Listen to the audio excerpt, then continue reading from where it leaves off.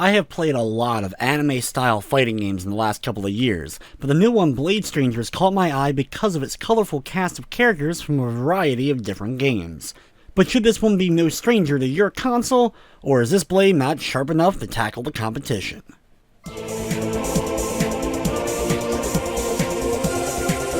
Blade Strangers is a 2D style fighting game and has a lot in common with other 2D anime style fighting games we've seen released in the last few years. The biggest difference in this title being its cast of characters and the fact that it uses a more Smash Brothers-like attack system for its battling.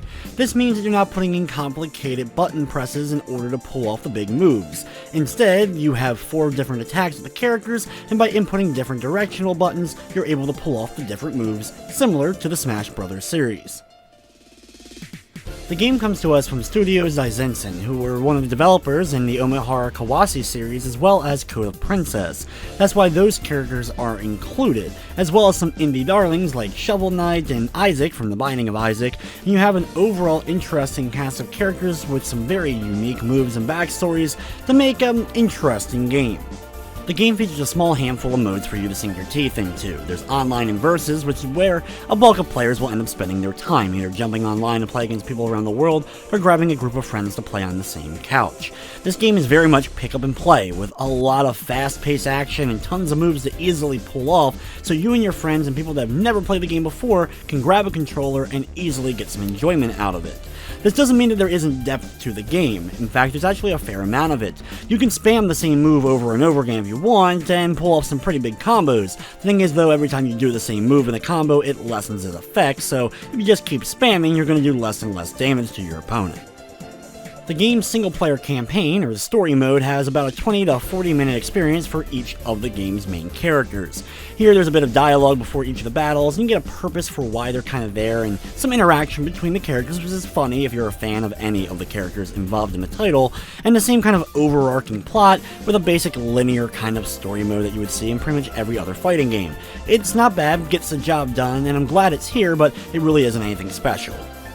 The game features some great animations though. I love a lot of the really cool moves you're able to pull off with these characters, and some of the characters that have less graphic intensive titles, like for example Shovel Knight or even Isaac, really end up shining in this title.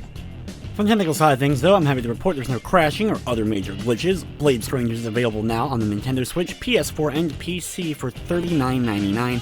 It does feature a Platinum Trophy on the PlayStation 4. Overall, when it comes to Blade Strangers, it's a great game to pull out at a party on a Friday night get-together with your friends, and everybody will be able to pick a random character. If you already have friends that like indie games, seeing the likes of Cave Story or Binding of Isaac included in here will definitely get some people's interest.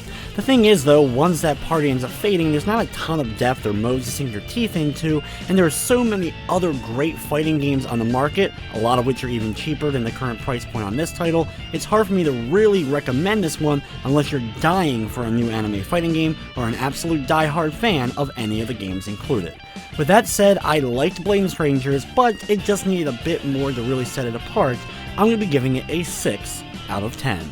That's going to wrap up this review. I'd like to thank you for watching, and of course, I hope you enjoy.